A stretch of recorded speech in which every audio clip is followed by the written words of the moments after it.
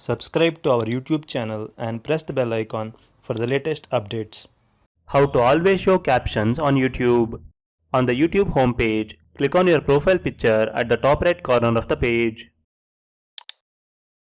Select Settings from the menu. Now, in the left sidebar, click on Playback and Performance. On this page, you can find a section called Subtitles and Closed Captions. Put a check mark beside the text Always Show Captions.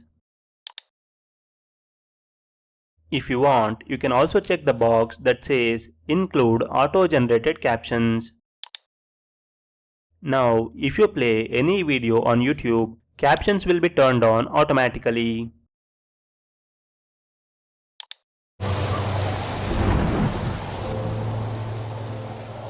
Imagine scenes of my latest project and show you how to use AI tools to not only come up with a story.